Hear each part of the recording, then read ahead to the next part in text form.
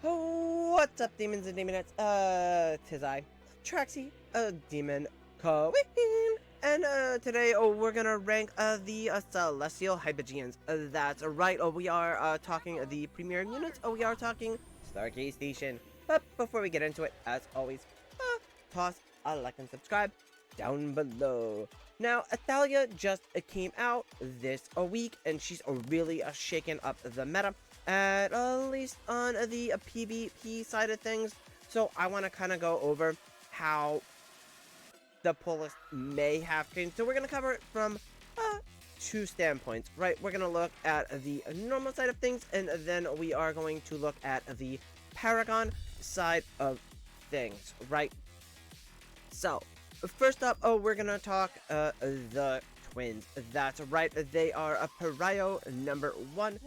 You need the twins to Supreme Plus as quick as possible and getting their EX weapon up as high as possible.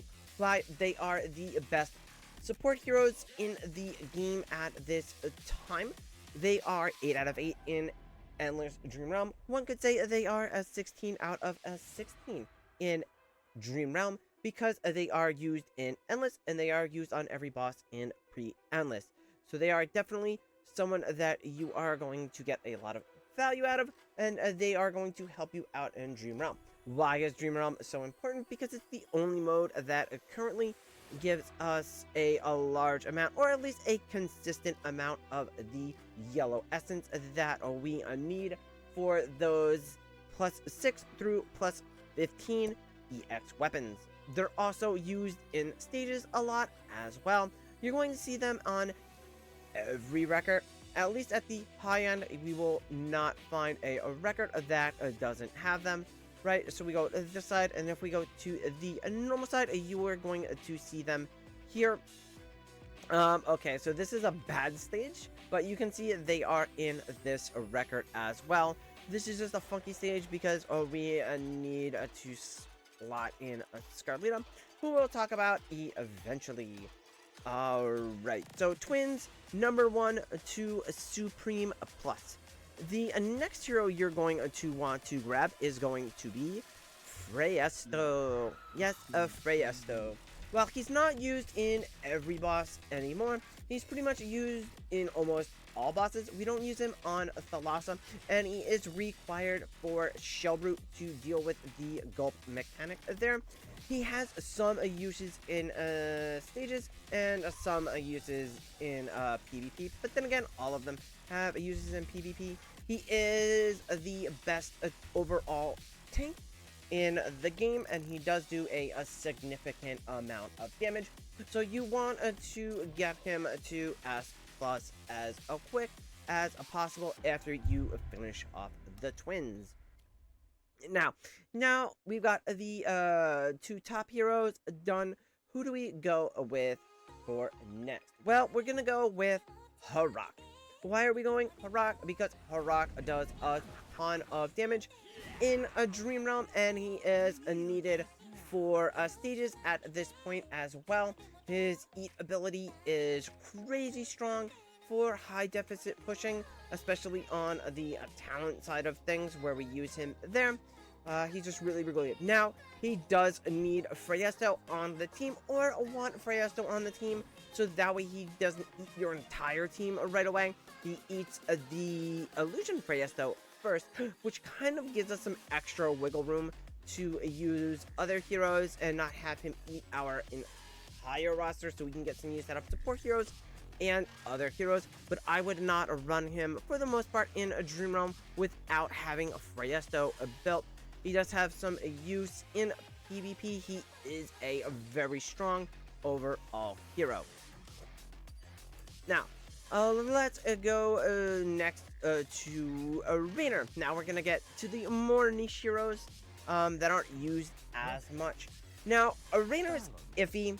He's been on the verge of being knocked out of the meta a few times, but he seems to be resilient. He's especially good for pre-endless Dream Realm, where he used plenty. This season, he got a nice charm set here with this buff here. He really helps out our big boss killers, so he's used in a lot of comps in Endless as well, but you only need to pull him to Mythic Plus, because that's when he gets his debuff for the boss, right? This is the big one. This what makes him so good is this debuff here. So he gets it right away. Eventually, you'll want to get him to S+, but we'll talk about that in a little bit. After we get our arena up, then we're going to go back to the Celestial side of things. And we want to get Taylene. She has a lot of use in Dream Realm. We see her quite a bit in PvP. She's pretty popular there with Tassie, Bonnie, Lily May, Athalia, those types of heroes. She works really, really well in PvP as well.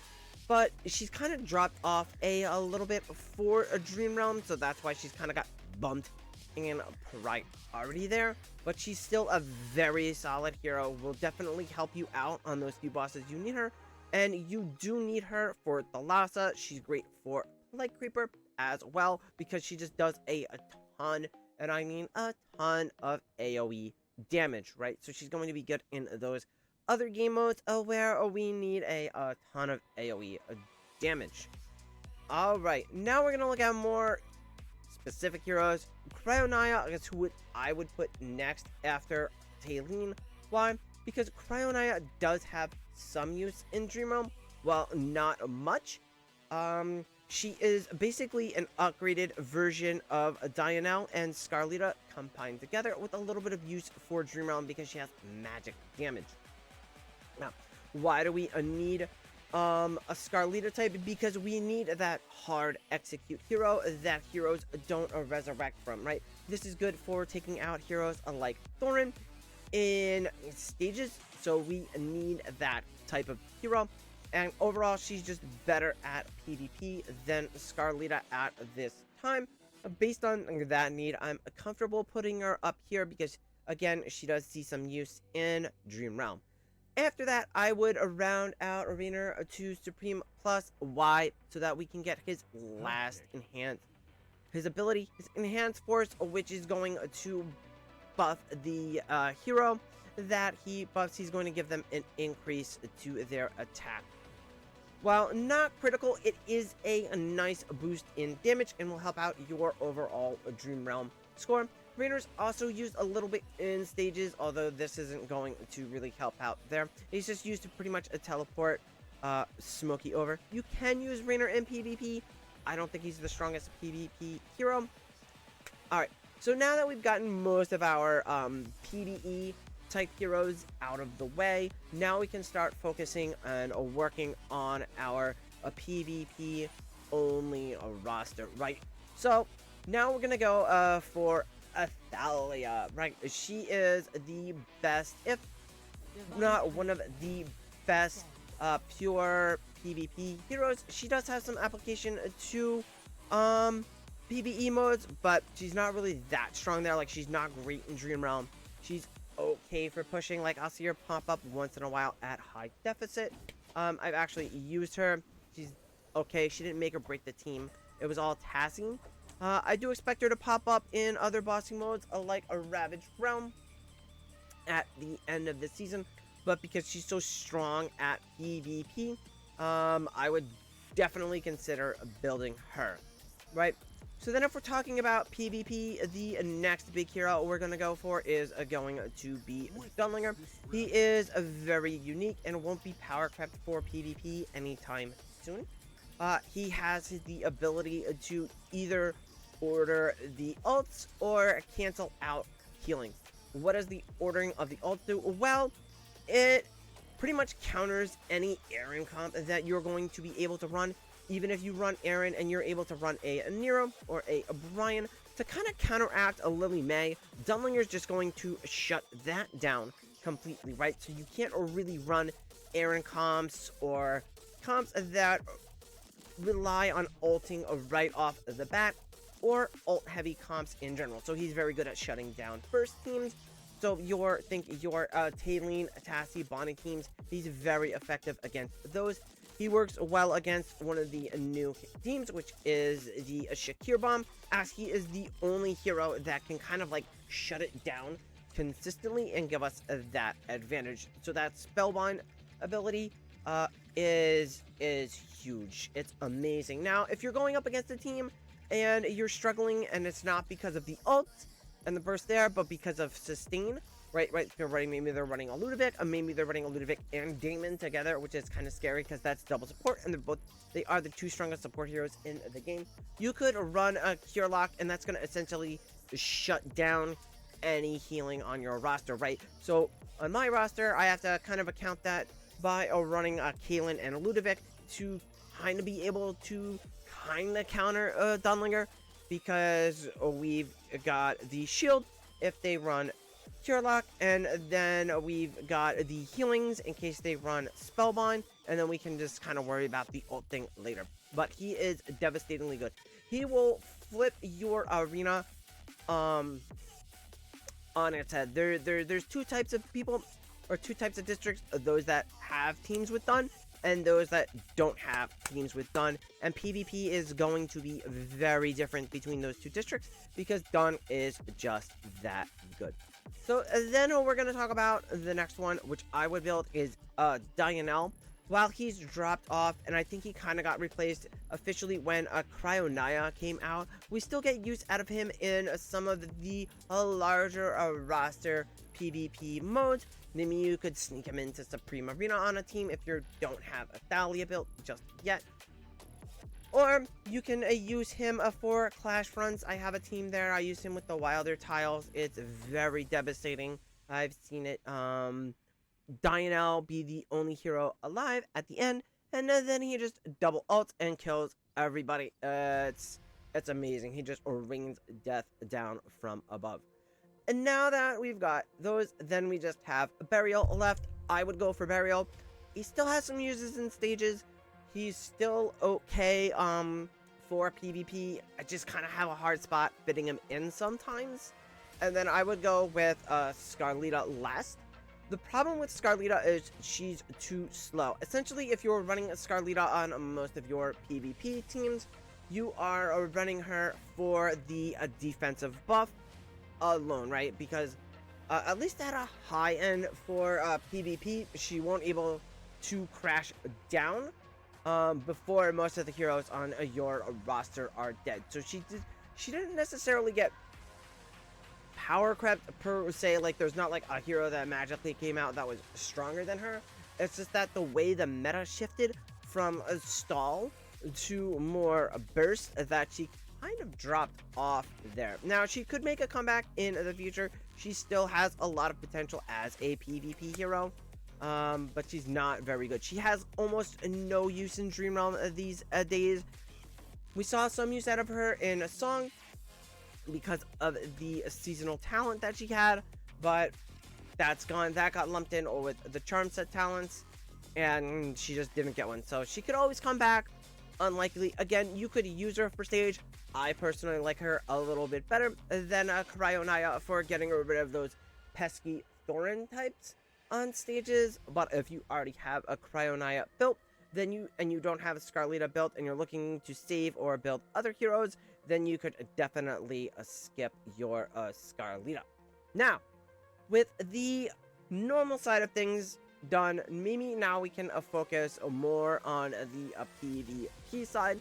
And feel free that if you are going to start building for PvP, to start cutting off the heroes at like Dun or like a Dio and go for like heroes you have preference, because getting Paragon levels on one of these heroes could be very big for your roster, right?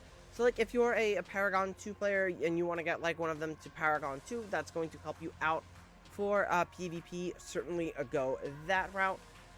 It's better to do that than rather just to S+ every hero, especially when we get more towards that bottom there with that Dio, Burial, and Scarlita that have kind of dropped off.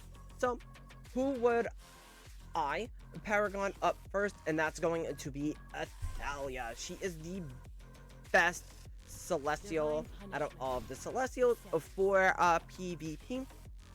We are going to be getting the Sunlight Sunrise game mode in the near future, which is going to have some 1v1. But I mean, the selling point for Athalia is that my current defense, which typically struggles in Arena, has been devastatingly good with Athalia. She just does a great job of wiping out these soft teams, these softies. So if you're going up against your Taylene, Tassie, Bonnie, Lily Mae, Damian, that type of team there, maybe they go double support, maybe throw in Freyesto. Yeah, she just shreds those teams. Yeah, I'm running Athalia in my number 1 ranked Clash Fronts team, so having the Paragon levels on her is huge. Again, if you can get them to Crown, which is Paragon 4 plus 25 EX weapon, that's even better. Alright, so the rest of the list is kind of up for interpretation, and you're probably going to want to pull to fill your needs or fill your playstyle. But next, I would go with Cryonaya. She's devastatingly good a PvP hero. She has a win condition. Essentially, if you can get Cryo to get her ult off, it's game over, because she's going to wipe out essentially 3 heroes when she does that, and then she almost instantaneously ult again, and if any heroes are still alive, she's going to kill them off as well. The only way I've seen people kind of skirt around her execute is by using Hypogean and Harak, right? Brownie managed to get Hypogean to shield Harak. Harak managed to live through Cryonaya's ult, which was bad for me, because then that means the team was done. But once I figured out a way to counter that on defense, Cryo was good again, right? So that's something else to consider. But yeah, she's really, really strong. She's who I would go with second. Like I said, Dio used to be the pure best PvP hero. I think he got replaced by Cryonaya, who's a Dio 2.0, because she does a ton of damage and she has the execute. But then we got Athalia, who's just flat out amazing, right? Alright, so with those two builds, then like I said, I would Paragon up my Dunlinger after that. Why? Because as I stated, he just kind of changes the game, right? He's a very difficult hero to counter. He's a very difficult hero to account for, just because of his ability to kind of like change things up. And he will let you counter a lot of teams just by having him in your team. So right, so if you struggle against, like I said, a heavy burst team, you definitely want to go with Dunlinger, because he is going to shut down that burst. Alright, then after Dunlinger, I would go with either Taylene or Harak. They're about the same for me. Taylene definitely has some combo ability with Athalia here, and I do use them on the same team. But Harak is a devastatingly good PvP hero. We saw a lot of use out of him last season. With the Muller tiles, I'm getting a lot of good use out of him this season. With the Graveborn tiles. So I think he's just an amazing PvP hero. Definitely someone you would want to have some of those levels on. Now, after that, I would go with Freyesto. Simply because he is the strongest tank in the game. I currently don't have a spot for him in Supreme Arena, which makes me very sad, because I hate not using him because he is so good. But I do get a lot of use out of him in Arena on a lot of my attack teams, and sometimes running him on defense, so having him have those Paragon levels is very, very good. And it's also worth mentioning that the Paragon levels will help him out in a Dream Realm. They do give some bonus to a base stat, so it would help out Harak and Taylene as well. I wouldn't necessarily pull Paragon levels just for Dream Realm. I would keep in mind that we are pulling Paragon levels more for the PvP side of things, and with us getting more and more PvP modes, that Paragon levels are going to become even more valuable than they currently are. Alright, so after Freyasto, I would go with Dianel, simply put, because while he was the best PvP hero at one point and has dropped off, I still get use out of him in some game modes. Again, anytime we have where we need to go beyond 30 teams, then Dianel's going to come and play. Clash Fronts has some nice rewards, so being able to run a high Paragon Dianel there is nice.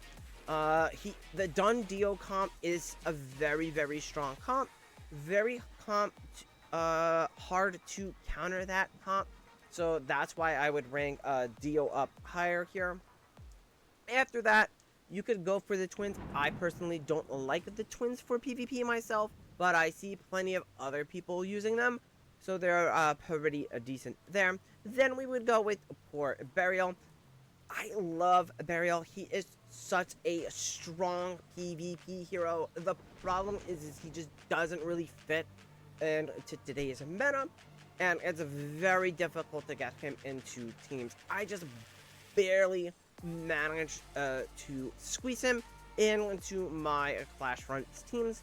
Then after that, I would go with Scar because she dropped off, and then with Rainer because I don't really use him for a PvP that much myself.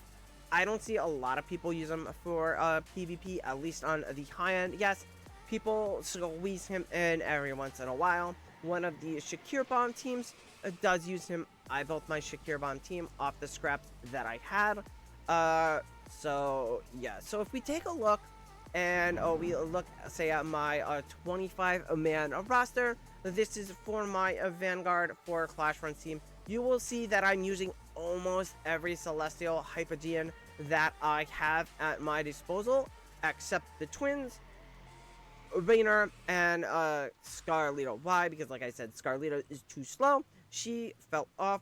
I personally don't like the twins as a PvP unit. I still think that they are very susceptible to a lot of the things that happen in PvP. They are picked off very easily, so they're a very easy unit to deal with. And then my Rainer, because again, I primarily just use him for bossing. And that's it for this one. As always, good luck in your Stargaze pulse. And if you're ever just like, I don't want to go for this game mode, or I don't want to go for this hero, I like this hero, as always, feel free to do that. These are just recommendations at the end of the day, and I will catch you in the next one. Bye!